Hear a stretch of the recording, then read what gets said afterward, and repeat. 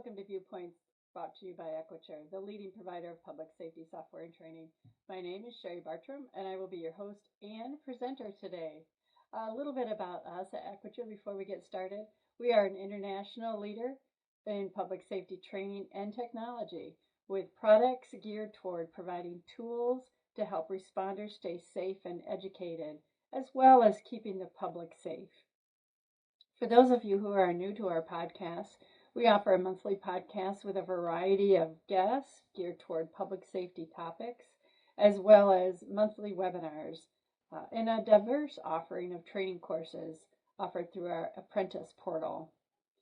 Today, we're doing something a little bit different. We were talking amongst our team about interviewing and public safety and just interviewing tips in general.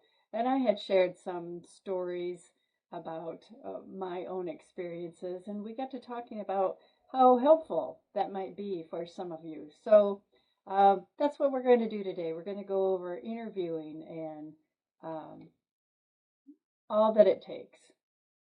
So when we talk about interviewing, well, first of all, my background, for those of you who might not know, I was in public safety for 40 years before I retired, which I didn't really do because I'm still working. But I left the dispatch center and came here to Cherie, where I do a variety of different things. Podcasts is one of them. We also have a really great training program that I'm super proud of with different classes. And it keeps me active in the public safety world that I really grew to just love. So if you ever have any questions, you can reach me through Cherie. All right, so back to what we're talking about today. If you're thinking about working in the 911 field and in public safety, I would first challenge you to what is your why? Why do you want to work in 911? Many people have different reasons. I'll be really transparent with you here. When I applied for my first jobs in the dispatch center, I was just looking for something stable. My parents had always told me, government jobs are good, they're stable, they're going to be there forever. And so that's what I was looking for. I had already had about a year and a half working in EMS at that time. And so it sounded good. My mom was a dispatcher, so I really used to love watching her dispatch. And so second generation dispatching, that's where I came in. But my why changed as I went through. So you may initially just think that it sounds like a good idea. I had always had a deep desire to help people and make a difference. And throughout my career, so I ended my career in the PSAP, in the dispatch center, as a director. And so I interviewed a lot of people, and most all of them, said the same kind of thing. I just want to help people. I want to make a difference. But it really has to be in your heart to dig in there and stay. So once you know your why and you start thinking, wow, that might be something I want to do, start doing some research. Maybe look at the job descriptions for the dispatch centers that are close to you. A lot of them have them online. Understand that if you are just looking at this as a job for the first time, you might not fully understand what you're reading when it gives you all the job description information. So that's when training comes in. Research training. Now, how do you do that? Well, there's a few different ways. What I'm going to tell you is look at the national training standards. So where are those? You can go to 911.gov. You can go to the National Emergency Number Association. We refer to that as NENA, N-E-N-A. The Association of Public Safety Communication Officials, we refer to that as APCO, APCO. The National Center for Missing and Exploited Children has great training. The Denise Amber Lee Foundation. Those places, there's more. I mean, we at Equiture have a wonderful portfolio of training programs available. But when you're just researching and trying to figure out what this job description may require, these are good places to start. Knowing what the national training standards are, and what's required. Most agencies are going to hire you and train you, but knowing ahead of time what they are, that's helpful. There's some verbiage, acronyms, public safety. We love acronyms. EMD stands for Emergency Medical Dispatch.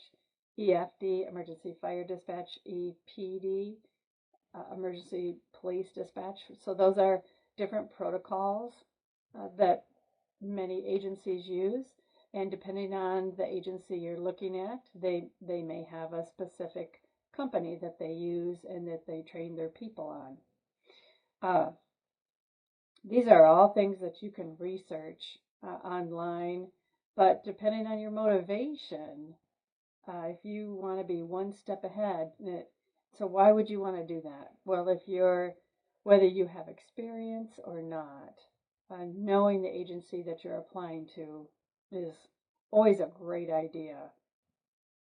So we talked about training standards, and I'll come back to researching the agency in a minute. But so depending on your motivation and trying to maybe be one step ahead, you could consider putting yourself through some training that many of the states require, which goes back to knowing what those national standards are. A 40-hour basic course, a basic training course. I've taught a 40-hour basic course for many years, and it's not uncommon to have students who are not in any dispatch center. They're just taking the class so that they can interview at a dispatch center and be just one step ahead of maybe somebody who has experience or they can present themselves better. CPR and even the National Incident Management System, NIMS we call it, training. There's free training you can take through that. It's ICS 100, 200, and 700. Many dispatch centers require that you have that at some point in your career. So when you come to an interview process or application process and you have all that training already done, for one thing, it shows that you're really motivated. And the other thing, it's like, oh, whoosh, for the dispatch center, well, that person's already trained on a lot of those things, so we wouldn't have to put them through that extra training. But don't worry, you're still going to get training in addition to that. A lot of dispatch centers have anywhere from 4, 6, 12 months of a training program. So a lot of training. Don't worry. Don't think that, oh my gosh, now I'm going to have to sit down and do it. No. All right. So before you spend a lot of time on training, I would really recommend that you do what we call an observation time in a 911 dispatch center. Depending on where you are, you may have a choice of more than one, but you may not. You may only have one in the area. Some centers don't offer that. You will have to contact your local center and ask about it. Do you have a time when I can come in and observe the dispatchers? I'm interested in, applying for a job there in the future. If they offer that, they'll, send you a confidentiality waiver, and they'll probably ask you for your date of birth, and they'll run a background check on you. And I'll come back to the background checks in a minute. So you go in for your observation time, dress nicely. Like you don't have to wear a suit or a dress or a skirt, but business casual would be good. You know, you don't want to show up in holey jeans and a, ripped and stained t-shirt. Dress business casual. Arrive on time. Be prepared to take notes, however that may be. I would not recommend that you bring your laptop in to take notes. You know, you might have to take notes the old-fashioned way with pen and paper. And then think about some questions that you may want to ask based on, what you've researched already. So before you go into that agency, research the agency um, so that you're ready. You can know what their contract might say if they're a union agency, or um, what their mission statement is, what their vision statement is, and just go onto their website and find out whatever you can about them. Um, and then with the person that you're sitting with, and unless it's really, really busy, and that would be good for you if you get to hear the calls. That's helpful. But talk about what you're hearing, what happens. Ask your person, what's the best thing about the job? What thing is the most challenging? I try not to use really negative words like, oh, what do you hate the most? Just talk about calls that they may experience. Uh, but again, if they're busy, busy, busy, busy, and you can't ask a lot of questions, you don't want to be chirping in their ear either, because when dispatchers are busy, that's really the last thing we need is somebody just constantly bombarding us with questions when we're on the phone, on the radio. So you really have to gauge that. Uh, I do want to point out, though, that the people or the person that you would be sat with in an observation time is trained. They have experience. They have, time on the job. They've been through the training program. So if you are allowed to listen to phone calls, or you're listening to radio traffic and you're thinking, oh my gosh, I don't know if I can ever do this job. They've had training. Don't let what you're hearing scare you.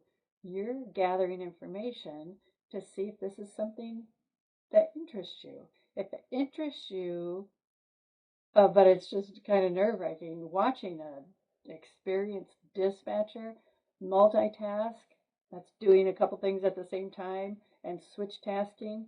A good dispatcher switch tasking, that means they go from one task to the other, to the other, to the other. They're so good at it. It looks like they're doing the same, different things at the same time. It can be intimidating if you are thinking, this is something I want to do, but oh my gosh, they're so good. Just remember, there's training before you get to that spot. Okay, so you've had your time. It really depends on the dispatch center. It could be anywhere from 1 to 2 to 4 to 6 hours. Every place is different. Before you leave, seek out thank the person you were sitting with. If there's a supervisor, a lead dispatch center, director, make sure you thank them for allowing you to do the observation. And if you're interested, some people, that's all they need. And they know that they know that they know that that's not what they want to do. But if you're interested, ask if you might be able to do another one after you've applied for the next opening during the application process. So remember, we're thinking about this might be a career we want to do before an opening occurs. If you're watching this and an opening has already occurred, so you're, behind a little bit, you wouldn't want to say that. Oh, can I do another one after I've applied for your opening? But you can ask if you can do another one. Okay, so I mentioned background check. Oh, a background check. Starts with the application. The application is usually pretty thorough. And what do I mean by that? I mean, it's pretty thorough. It can be anywhere from 2 to 8 to 10 pages long. Why, you ask? Well, this is a public safety job. You're dealing with people's personal information. You're dealing with life and death. You're dealing with, the officers, law officers, EMS, fire, depending on the agency. You're dealing with their safety. So making sure that your background is clean is important. And so all the application itself is gathering all this information.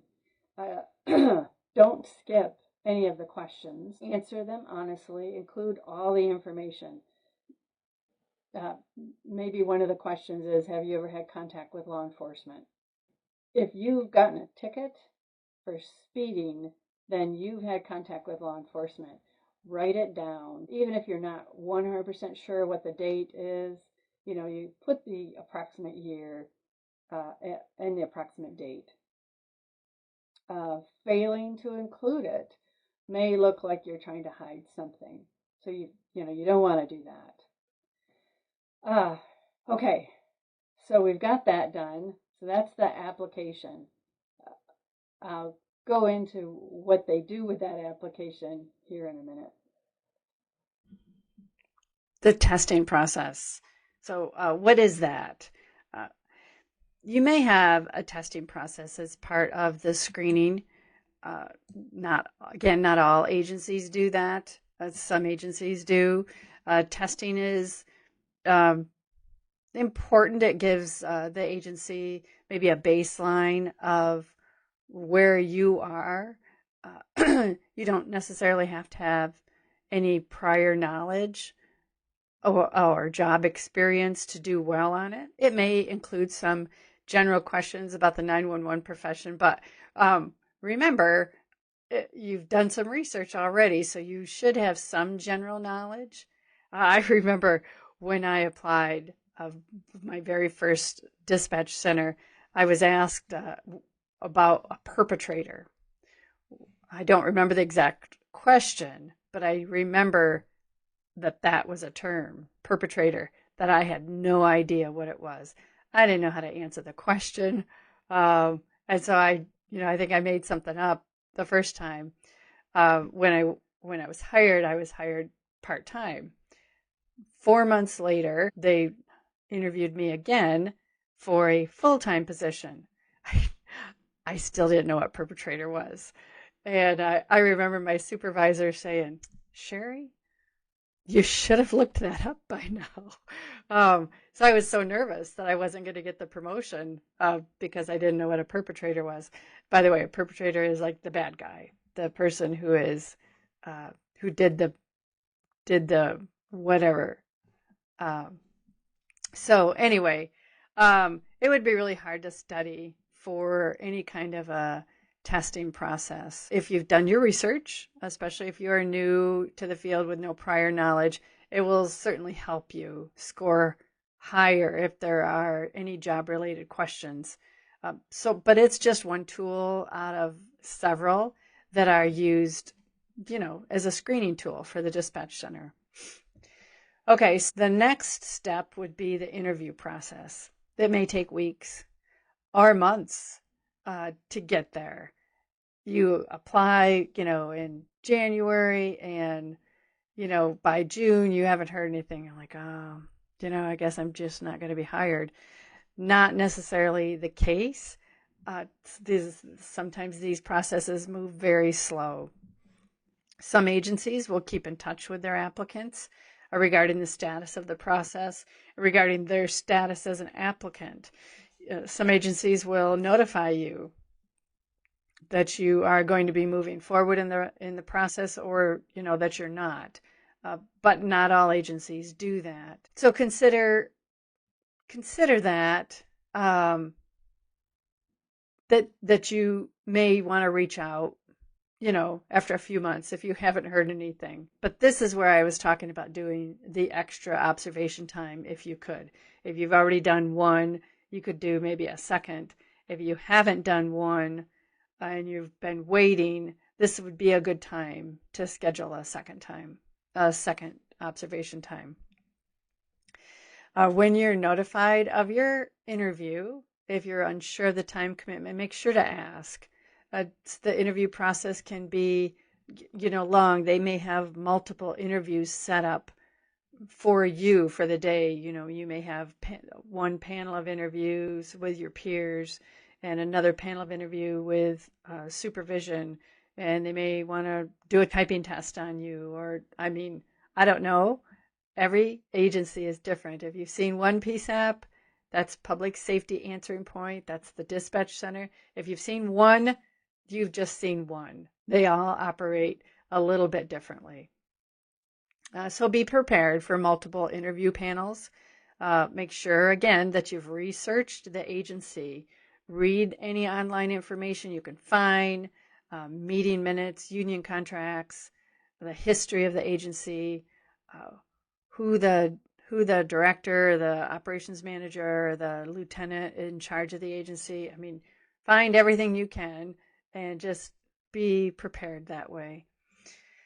So when you show up for your interview, dress in business clothing. Be neat, be clean, arrive a little bit before your interview time. Understand that these interviews often cannot be postponed. So if they call you and say, we want you here on Tuesday at 10:15, and you're like, oh, I can't at Tuesday at 10:15, you might suggest maybe a different time on Tuesday, but you can't say, can I come next week? Most likely. You can always communicate what your challenge is with the time they gave you, but it may just not be possible. So when we're doing interviews in the dispatch center, we're bringing a lot of people together, depending on how they're set up, especially if they're so we have these people all coming in together for the day or 2 days, and trying to bring them all back together again, a week later, it's just not feasible all the time, usually. So just be prepared for that. The interview can take 30 to 45 minutes for one interview. Again, if there's other things going on that they're going to need from you that day, that's why it's important to ask, what will my time commitment be with you for the day? Be present in the interview. What do I mean by that? Don't, drift off. Be focused on the questions you're asking. Watch your interviewers, make eye contact with them. You'll most likely be asked to talk a little bit about yourself. This is where people are uncomfortable sometimes talking about themselves, or they're overconfident in talking about themselves. So you have to show confidence without bragging. Bragging is frankly not always viewed as a positive during an interview, but confidence is. And there's a difference when you talk about your accomplishments and things that are important to you, as opposed to just boasting. There was this interview. Now, I didn't get to sit in it, but when we talk about the interviewers, reading how you interview, this person who came in, he was very confident. We'll use that word. Probably overly so, because he sat, instead of, being attentive, he sat like this. Yeah, I'm probably your best applicant. That just didn't go over well. Confidence is good. That position during an interview is not great. You may be asked at this point sometime in the interview if you've done anything to prepare for the interview. That's when you get to talk about, well, I've researched, different training requirements, and I've researched your website. I've read your meeting minutes. I've, researched your town, whatever you have done to prepare. that's when you want to add that. If you're not asked about that during the interview process, at the end of the interview, perhaps a team member will say, "Oh, do you have any questions or comments?" Then you can talk about how excited you are to be there and the things you've done to prepare for a job at their agency.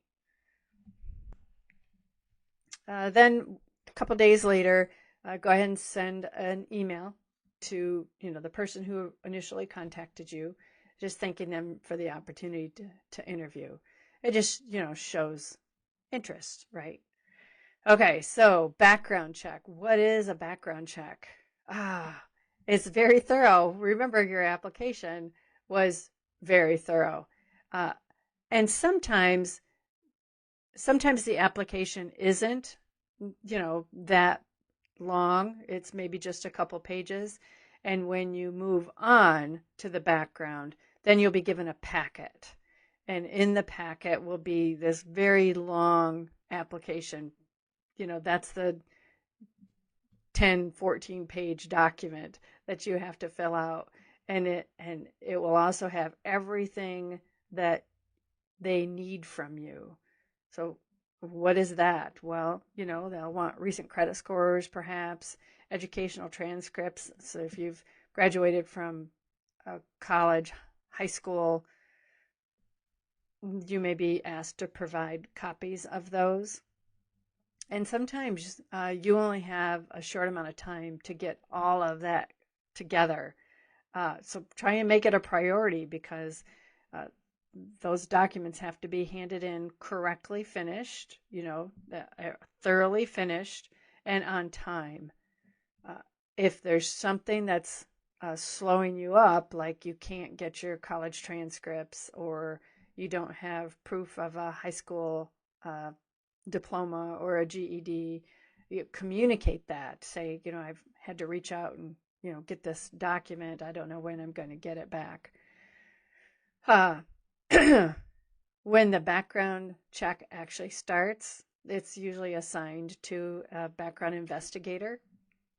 Your references, your past employers will be contacted. Sometimes neighborhood checks are done. They'll talk to your neighbors, and you'll be interviewed again by a background investigator. You may have to do a vision test, a hearing test, and a drug test. You also may be sent for a psychological examination, and they're going to determine, if you have the personality that's conducive to work in 911. Background checks, again, have to be very thorough because of the information you're going to be exposed to. So that's if you're new and if you're just applying. But I do want to talk a little bit, just touch on promotional interviews. Many times I've seen people prepare for that promotional interview after the opening is announced.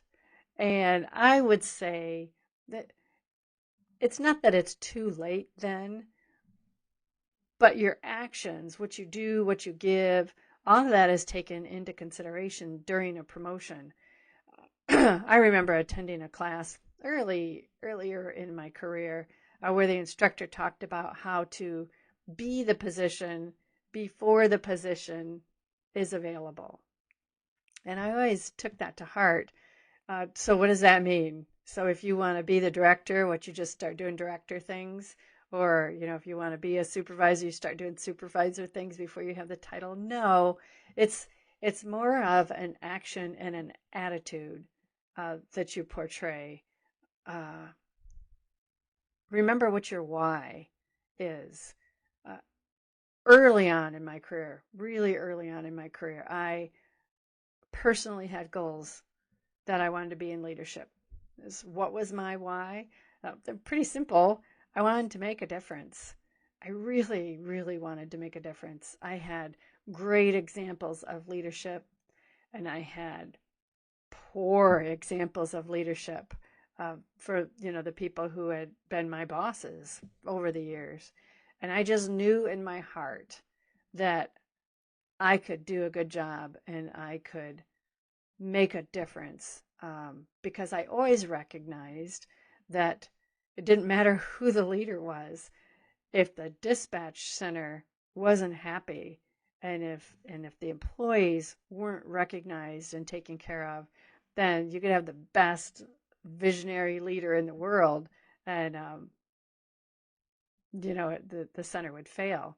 So I always worked at being the best I could be, no matter what position I was in, and that's what I would encourage you. If promotions are in your horizon, in your sights, it's what you want to do, to take on those extra roles.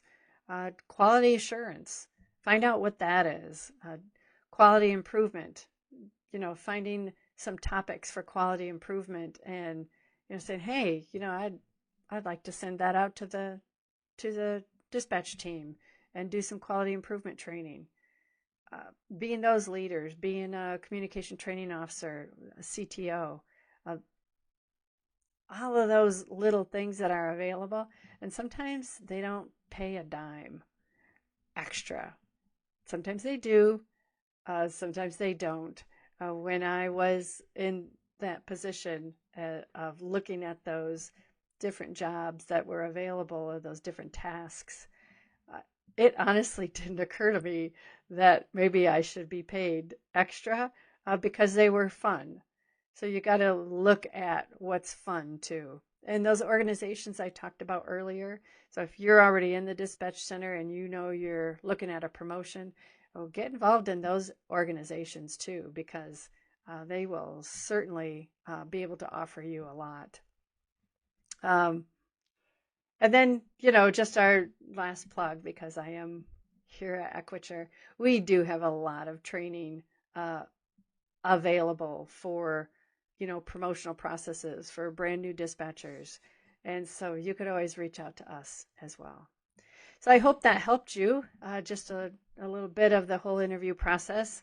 I hope if you take that step into the world of 911, or if you're already there and you want to be a dispatcher, supervisor, just go for it.